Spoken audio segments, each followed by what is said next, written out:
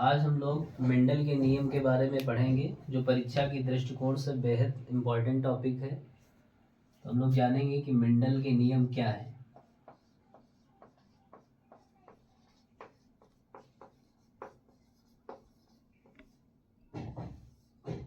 Actual में Mendel ने जितने भी प्रयोग किए थे, उन मेंडल के जो प्रयोग से जो भी रिजल्ट आए थे, जो भी निष्कर्ष मिले थे, उन निष्कर्षों के सिद्धांतों को ही मेंडल के नियम के नाम से जानते हैं।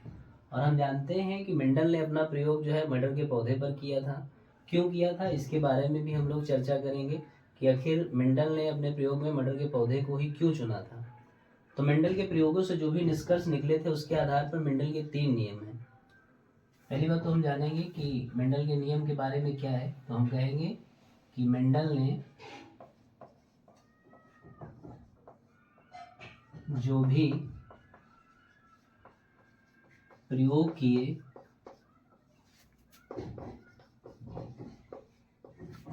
उनके द्वारा निकले निष्कर्षों को या निष्कर्षों के सिद्धांतों को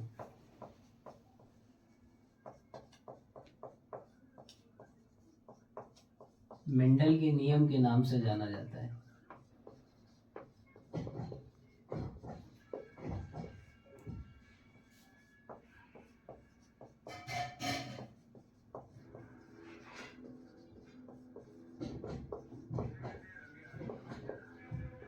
मेंडल के प्रयोग से जो निष्कर्ष निकले, उसके आधार पे 3 मेंडल के नियम बनाए गए।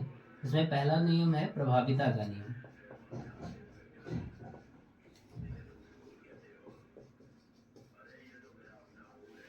या इसी को प्रबलता का नियम भी कहते हैं।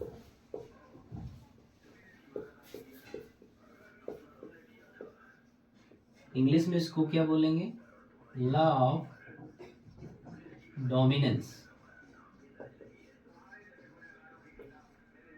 और दूसरा उनका नियम था पृथक्करण का नियम।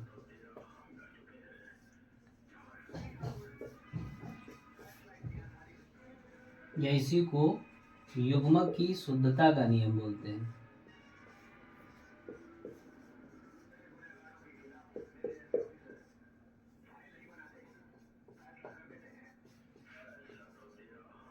इंग्लिश में बोलते हैं लॉ ऑफ सेग्रीगेशन या law of purity of gamete. और तीसरा नियम था मेंडल का स्वतंत्र व्यूहन का नियम।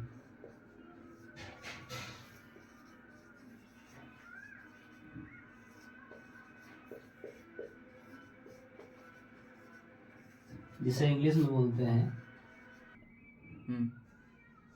तो मेंडल के स्वतंत्र अव्यूहन के नियम को इंग्लिश में बोलते हैं law of independent assortment.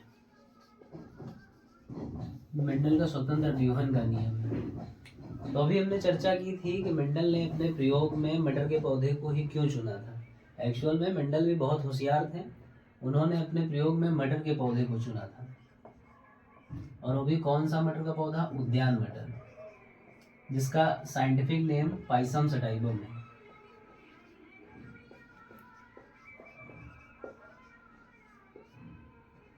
Question ये आता है कि मेंडल ने अपने प्रयोग में मटर के पौधे को क्यों चुना था। मेंडल ने अपने प्रयोग में मटर के पौधे को क्यों चुना?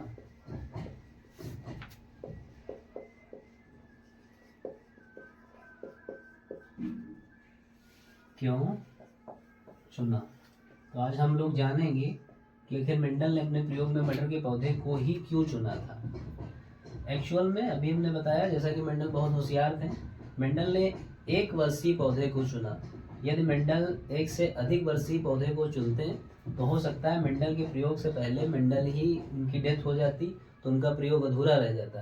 इसीलिए मेंडल ने ऐसे पौधे को चुना जिसकी लाइफ साइकिल यानी उसका जीवन चक्र क्या हो, कम हो, ताकि कम समय में एक से अधिक पीढ़ियों का अध्ययन किया जा सके। देखिए, तो हम बात कर रहे थे कि मेंडल ने अपने प्रयोग में आखिर मटर के पौधे को ही क्यों चुना। तो देखिए, मटर का पौधा जो होता है 1 वर्षीय होता है, यानी 1 वर्ष में मटर का पौधा तैयार हो जाता है। इसके अलावा हम कह सकते हैं कि इसका जीवन चक्र यानी लाइफ साइकिल जो है वो क्या है, छोटा होता है। और 1 वर्षीय या छोटा जीवन चक्र होने के कारण कम समय में एक से अधिक पीढ़ियों का आसानी से अध्ययन किया जा सकता है। नेक्स्ट पॉइंट हम कह सकते हैं कि मटर के पौधे का पुष्प जो है वो द्विलिंगी होता है।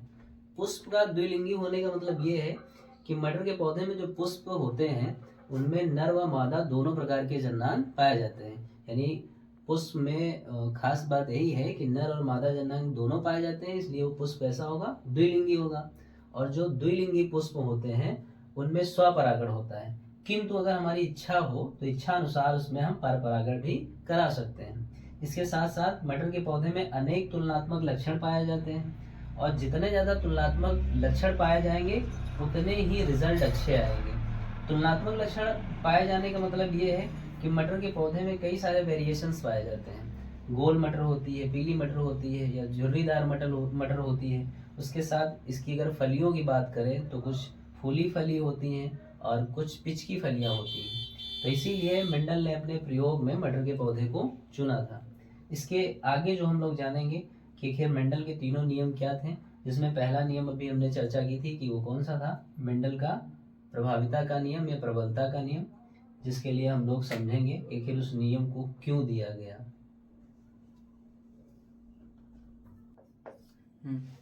देखें, मेंडल का पहला नियम था प्रभाविता का नियम या प्रबलता का नियम, जिसे हम लॉ ऑफ डोमिनेंस के नाम से जानते हैं।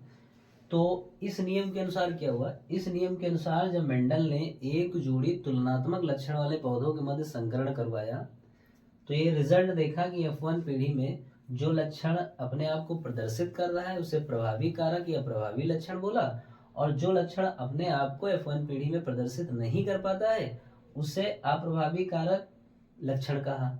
अब ऐसा हम समझेंगे थ्योरी के अकॉर्डिंग क्या है।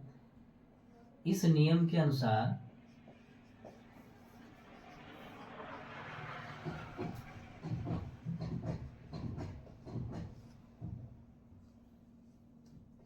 एक जोड़ी विपरीत या तुलनात्मक लक्षण वाले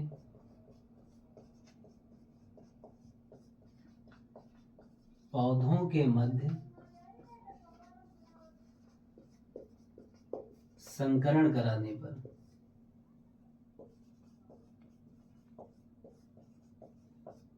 जो लक्षण F1 पीढ़ी में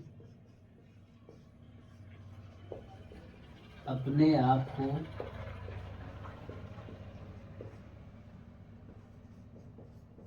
प्रदर्शित करता है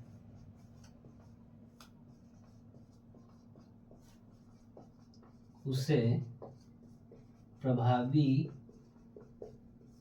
कारक कहते हैं, और जो अपने आप को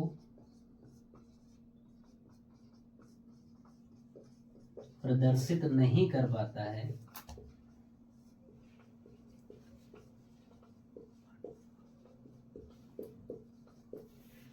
उसे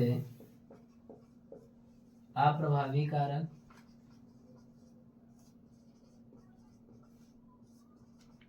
या अप्रभावी लक्षण कहते हैं।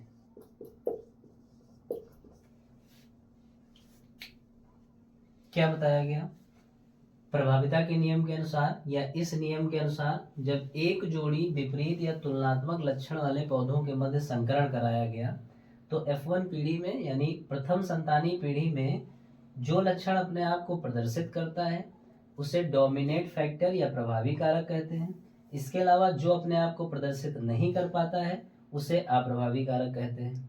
एक उदाहरण के साथ हम लोग सीखेंगे कि फिर प्रभाविता का नियम है क्या।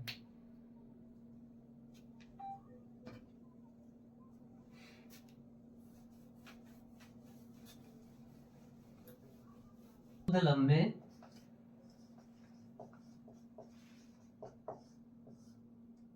और शुद्ध बौने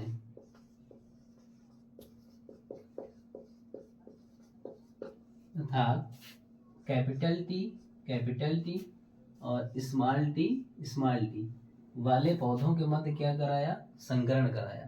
ठीक है, क्या करते हैं, पहले तो इनको हम अलग से लिख लेते हैं, इनके gene capital T small T. तो जब इनके मध्य संकरण करवाया तो उसके रिजल्ट को देखा कि F1 पीढ़ी में कौन से रिजल्ट आ रहे हैं। तो ये क्या बना, कैपिटल टी स्मॉल टी। ठीक है ना। फिर इसका क्रॉस किसके साथ कराएंगे, अगले स्मॉल टी के साथ। तो क्या बना ये, कैपिटल टी स्मॉल टी। फिर ऐसे ये क्रॉस होगा, क्या बना, कैपिटल टी स्मॉल टी। ये क्या बना, कैपिटल टी स्मॉल टी। देखिए ये जनक पीढ़ी थी और ये कौन सी पीढ़ी है, F1 पीढ़ी,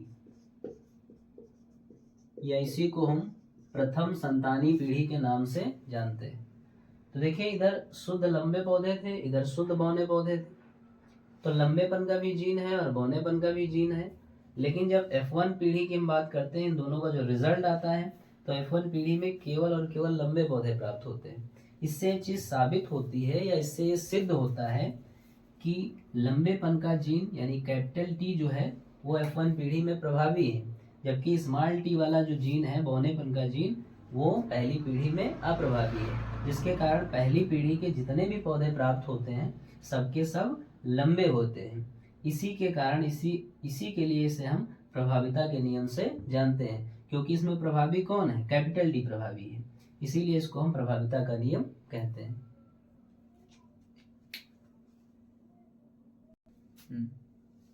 देखिए रेडी है। देखिए मेंडल का जो सेकेंड लॉ है या दूसरा नियम है वो कौन सा है, पृथक्करण का नियम।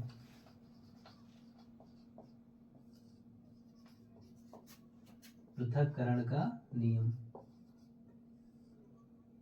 देखिए अगर इस नियम को हम लोग समझें तो आखिर इसे पृथक्करण का नियम कहते क्यों है। तो मेंडल ने जो प्रयोग किया था उसमें F1 पीढ़ी में जो पौधे प्राप्त हुए थे वो संकर लंबे प्राप्त हुए थे, या किस अवस्था में थे, विषम युग की अवस्था में। कैपिटल टी स्मॉल टी वाले पौधे आ रहे थे, ये विषम युग की अवस्था में है, मतलब इसमें युग्मक समान नहीं है, तो इसीलिए विषम युग की अवस्था में है। तो मेंडल ने जो विषम युग की पौधे थे उनके मध्य क्या कराया, स्वपरागण कराया। फिर जब वो स्वपरागण कराते हैं तो देखते हैं इसमें रिजल्ट कैसा आता है। जिस हिसाब से रिजल्ट आया उसी के अनुसार इस नियम का नाम दे दिया गया।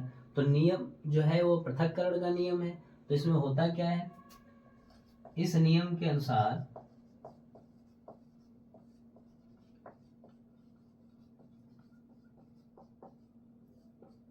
क्या है, F1 पीढ़ी के यानी प्रथम संतानीय पीढ़ी के कौन से, विषम युग्म की पौधे, विषम युग्म की पौधे।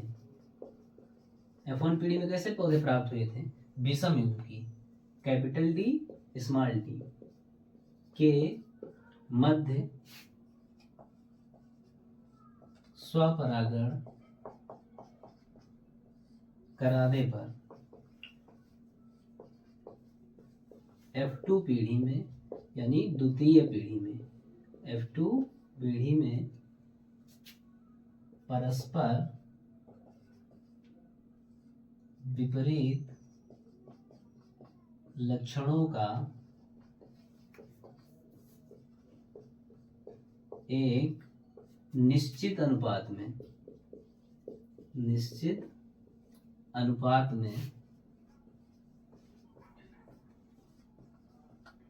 पृथक्करण होता है। इसलिए इसे पृथक्करण का नियम कहते हैं। पृथक्करण का नियम कहते हैं। चलिए जानते हैं पृथक्करण के नियम के बारे में। हमने क्या कहा कि इस नियम के अनुसार जब F1 पीढ़ी में प्राप्त विषम युग्की पौधे के मध्य क्या कराया गया, स्वपरागण कराया गया, तो F2 पीढ़ी में जो रिजल्ट आता है, देखिए तो हम लोग पृथक्करण के नियम की बात कर रहे थे। हमने बताया कि इस नियम के अनुसार जब F1 पीढ़ी में प्राप्त विषम युग्की जो पौधे थे उनके मध्य स्वपरागण कराया जाता है, तो F2 पीढ़ी में परस्पर विपरीत लक्षणों का एक निश्चित अनुपात में पृथक्करण होता है, इसीलिए इसे पृथक्करण का नियम कहते हैं। अब आगे हम जानते हैं इसे उदाहरण के तौर पे कि आखिर जो पृथक्करण होता है वो किस रेशियो में होता है, यानी F2 पीढ़ी में जो पौधे प्राप्त होते हैं वो किस रेशियो यानी किन अनुपात में प्राप्त होते हैं, उनकी हम लोग चर्चा करेंगे एक उदाहरण के साथ। F1 पीढ़ी में पौधे प्राप्त हुए थे ये विषम युग की अवस्था में, संकर लंबे पौधे, और इनके मध्य क्या करा दिया हमने, स्वपरागण। तो जब स्वपरागण कराया तो इसका रिजल्ट F2 पीढ़ी में क्या आएगा, यही देखना है, capital T, next capital T small T, next capital T small T, small T, ये हो गई तुम्हारी F2 पीढ़ी। क्यों?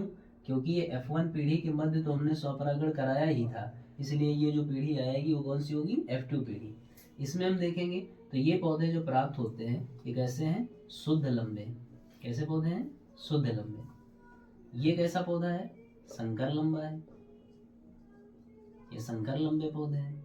इसके साथ साथ ये भी कैसा पौधा है, संकर लंबे, और ये कैसा पौधा है, शुद्ध बौना, है ना। तो इसमें जो रिजल्ट आ रहा है उसमें एक शुद्ध लंबा पौधा प्राप्त हो रहा है और इसके साथ ये दो संकर लंबे पौधे प्राप्त हो रहे हैं और एक शुद्ध बौना पौधा प्राप्त हो रहा है। ये इसका क्या हो गया है, जीनोटाइप। ये इसका जीनोटाइप यानी जीनी संरचना इसकी ये है 1:2:1। और अगर इसका फिनोटाइप देखा जाए तो ये शुद्ध लंबे पौधे हैं, ठीक है, अच्छी बात है, लेकिन इसके साथ साथ ये दोनों संकर लंबे हैं, लेकिन है तो लंबे ही। तो एक पौधा ये और दो पौधे ये, कुल मिला के 3 पौधे हो गए लंबे और एक पौधा हो। देखिए तो इसका जीनोटाइप तो 1:2:1 आ गया। अगर इसके फिनोटाइप की बात करें, हम लक्षण प्रारूप की बात करें, तो एक शुद्ध लंबा पौधा है और 2 संकर लंबे पौधे हैं, लेकिन कुल मिला के ये तीनों पौधे हैं तो लंबे ही और एक है बौना। तो इसका अगर फिनोटाइप देखा जाए तो फिनोटाइप क्या हो जाएगा, आप अपने आप दिमाग लगा के बता सकते हैं कि 3 लंबे पौधे हैं और एक बौना पौधा है, ये इसका हो जाएगा फिनोटाइप। ठीक है ना। आगे की हम लोग बात करेंगे। अब हम मेंडल के तीसरे नियम के बारे में जानेंगे, जो है स्वतंत्र अभ्यूहन का नियम। अभी तक मेंडल के जो दोनों नियम हम लोग सीखे थे वो एक संकर क्रॉस पे आधारित थे।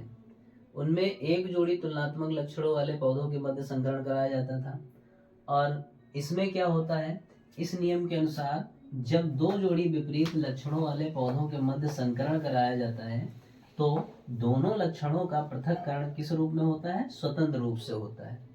दैट्स मीन्स एक लक्षण की वंशागति दूसरे लक्षण की वंशागति को प्रभावित नहीं करती है और युग्मकों का निर्माण स्वतंत्र रूप से होता है, इसीलिए इसे स्वतंत्र अभ्यूहन का नियम कहते हैं। एक एग्जाम्पल से हम लोग जानेंगे कि आखिर 2 जोड़ी विपरीत लक्षणों वाले पौधों के मध्य जब संकरण कराया गया तो उनका क्या रिजल्ट आया, क्यों इसे हम स्वतंत्र अभ्यूहन के नाम से जानते हैं। तो आइए उदाहरण के तौर पे इसे समझने की कोशिश करेंगे। देखिए अभी हमने आपको बताया है कि मेंडल का जो स्वतंत्र अभ्यूहन का नियम है वो द्विसंकर क्रॉस पे आधारित है, मतलब इसमें 2 जोड़ी तुलनात्मक पौधों के मध्य संकरण कराया गया था। इसमें क्या करते हैं हम, गोल पीले व झुर्रीदार हरे पौधों के मध्य संकरण कराते हैं। तो यहाँ अगर हम सिंबल मानना चाहें तो गोल को इंग्लिश में राउंड बोलते हैं इसीलिए कैपिटल आर कैपिटल आर। पीले को येलो बोलते हैं, इसीलिए कैपिटल वाई इसका सिंबल ले लिया। और झुर्री दाल को रिंगड़ बोलते हैं, इसीलिए स्मॉल आर स्मॉल आर। और इसके अपोजिट में वैसे तो हरे को ग्रीन बोलेंगे, लेकिन पीले को हमने कैपिटल वाई से प्रदर्शित किया है, इसीलिए हरे को स्मॉल वाई और स्मॉल वाई से रिप्रेजेंट करेंगे। कुल मिला के दो जोड़ी तुलनात्मक लक्षण वाले पौधों के मध्य क्या कराएंगे, संकरण कराएंगे। और जब दो जोड़ी तुलना, हम स्वतंत्र व्यूहन के नियम की बात कर रहे थे, हमने बताया कि स्वतंत्र व्यूहन का नियम जो है द्विसंकर क्रॉस पे आधारित है। मतलब इसमें दो जोड़ी तुलनात्मक लक्षणों वाले पौधों के मध्य संकरण कराया गया था। कौन कौन से? गोल और पीले, और इसके साथ साथ झुर्रीदार हरे। मतलब मटर के पौधे के बीज गोल थे और उसके साथ साथ झुर्रीदार थे, और मटर के बीज का रंग पीला भी था और उसके साथ साथ हरा भी था। इसकी जो F1 पीढ़ी आएगी, चलिए इसके सिंबल भी देख लेते हैं। गोल को हम इंग्लिश में बोलते हैं राउंड, इसलिए इसके सिंबल या जीन प्रारूप जो हम देखते हैं वो कैपिटल आर है। और इसको बोलते हैं येलो, यानी ये हो जाएगा कैपिटल वाई। इसको इंग्लिश में बोलते हैं रिंकल्ड, यानी ये स्मॉल आर। और इसको क्या बोलेंगे, स्मॉल वाई। तो इसकी जो पहली पीढ़ी आएगी उसमें क्या हो जाएगा, एक तो कैपिटल आर और दूसरा इसका स्मॉल आर, इसका कैपिटल वाई और इसका स्मॉल वाई। ये इसकी हो गई F1 पीढ़ी। यानी F1 पीढ़ी का रिजल्ट क्या है, गोल और पीले। F1 पीढ़ी में जितने भी पौधे प्राप्त होते हैं सबके सब गोल पीले प्राप्त होते हैं। और इनके अगर गैमीट को समझना चाहें तो इनके गैमीट कितने बनेंगे, 4 मेल गैमीट बनेंगे और 4 फीमेल गैमीट बनेंगे। इसको समझेंगे कैसे 4 मेल गैमीट बनेंगे। इसका क्रॉस हम इसके साथ कराएंगे, तो कैपिटल आर कैपिटल वाई। फिर इसका क्रॉस स्मॉल वाई के साथ, तो कैपिटल आर स्मॉल वाई। फिर स्मॉल आर का क्रॉस कैपिटल वाई के साथ, तो स्मॉल आर कैपिटल वाई। उसके बाद स्मॉल आर का क्रॉस स्मॉल वाई के साथ, तो स्मॉल आर स्मॉल वाई। ये मान लो कौन से गैमीट बन गए तुम्हारे, मेल गैमीट। तो ऐसे ही फीमेल गैमीट होंगे, ये हो जाएगा तुम्हारा capital R capital Y small R capital Y और स्मॉल आर स्मॉल वाई, है ना। अब इसको हम लोग चेकर बोर्ड के माध्यम से समझेंगे कि इनका रिजल्ट क्या आता है।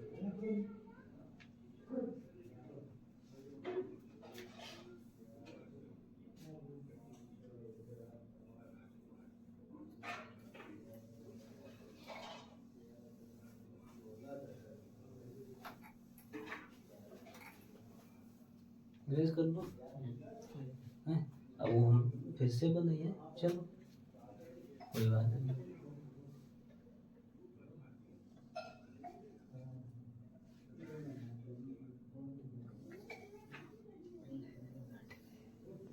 क्या हुआ, दिख रहा है यहाँ तक? सर जब बोलेंगे तभी बनाना। ये देखिए, तो बात हम कर रहे थे कि इसमें ये 4 तुम्हारे मेल गैमीट हो गए, तो ऐसे ही इधर कौन से हो जाएंगे, female gamete. Capital R capital R small R capital Y और स्मॉल आर स्मॉल वाई। एक तरफ ये तुम्हारे मेल गैमीट हो गए, दूसरी तरफ फीमेल गैमीट हो गए। अब इनका जब आपस में क्रॉस कराएंगे तो रिजल्ट क्या आएगा, देखिए ये कैपिटल आर है, ये कैपिटल आर है, तो हम इसको लिखेंगे एक साथ कैपिटल आर फिर कैपिटल वाई, क्या लिखेंगे कैपिटल वाई। फिर इसी का क्रॉस अगले वाले के साथ, तो कैपिटल आर और इसके साथ साथ कैपिटल वाई और स्मॉल वाई। फिर इसका रिजल्ट देखेंगे, यहाँ पे कैपिटल आर और फिर ये स्मॉल आर, फिर कैपिटल वाई, फिर इसका क्रॉस इसके साथ, तो एक साथ capital R capital Y small Y, ठीक है ना। अब इसका क्रॉस किसके साथ करेंगे, इसके साथ, तो देखेंगे रिजल्ट में क्या आएगा, ये कैपिटल आर फिर कैपिटल वाई स्मॉल वाई। यहाँ देखें इसका क्रॉस इसके साथ कैपिटल आर स्मॉल वाई, फिर इसका क्रॉस इसके साथ, तो capital R capital Y small Y. Then इसका क्रॉस किसके साथ, इसके क्रॉस, तो कैपिटल आर स्मॉल वाई।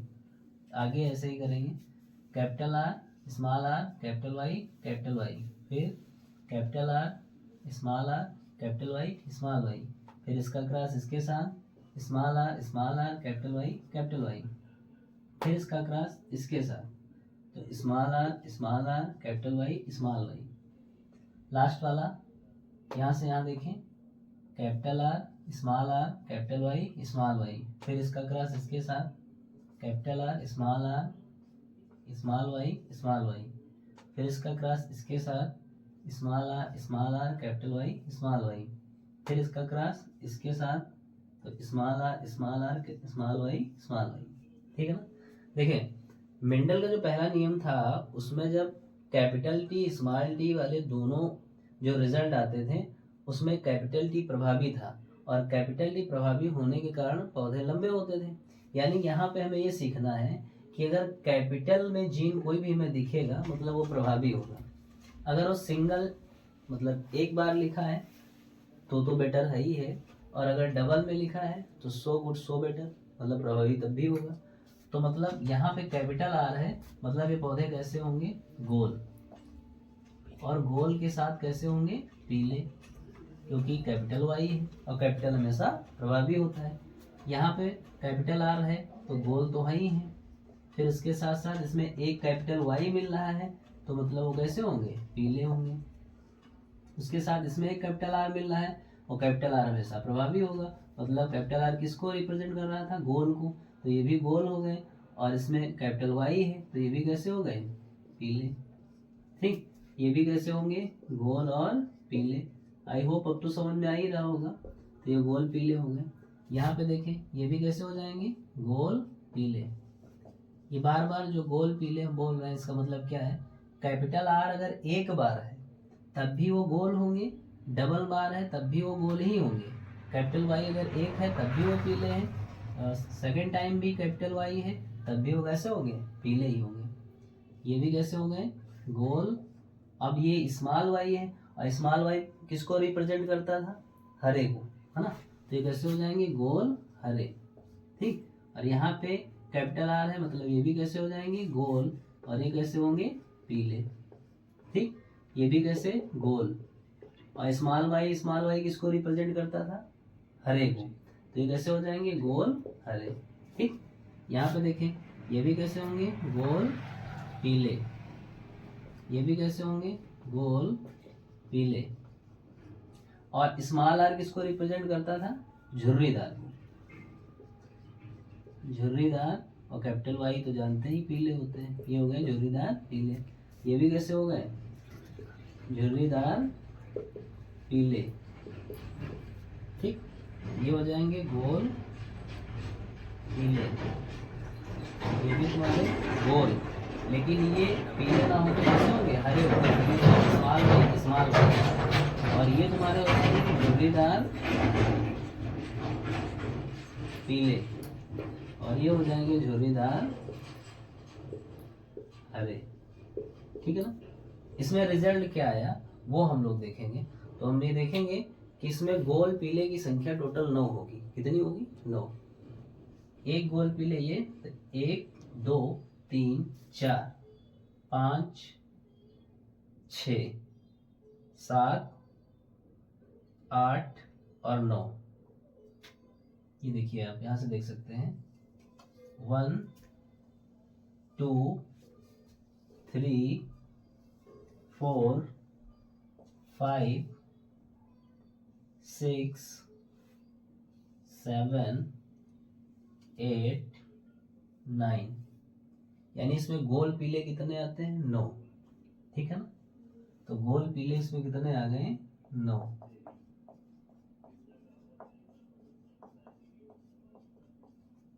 ठीक, इसके साथ साथ गोल हरे अगर देखना चाहें तो 1 2 3, गोल हरे कितने हो जाएंगे, गोल हरे बराबर 3। और झुर्रीदार पीले को अगर देखना चाहे तो कितने होंगे, तो झुर्रीदार पीले 1 2 3, ये हो जाएंगे तुम्हारे झुर्रीदार पीले। ये भी कितने हो गए 3। एक इसमें कैसा आ रहा है झुर्रीदार हरा, ये एक अलग है, यूनिक है, ये झुर्रीदार हरा। और झुर्रीदार हरा कितना इधर हम लिख दे रहे हैं, झुर्रीदार हरा बराबर कितना हो गया 1। तो इसमें रेशियो कितना आएगा 9:3:3:1 का। मतलब ये है कि 9 इसमें गोल पीले होंगे, 3 कैसे होंगे झुर्रीदार पीले, और 3 कैसे होंगे गोल हरे, और 1 कैसा होगा झुर्रीदार हरा। इसीलिए स्वतंत्र व्यूहन के नियम में जो रिजल्ट आता है वो आता है 9:3:3:1 का, जिसमें 9 गोल पीले होते हैं, 3 कैसे होते हैं झुर्रीदार पीले, 3 कैसे होते हैं गोल हरे, और 1 कैसा होता है झुर्रीदार हरा। ठीक है ना।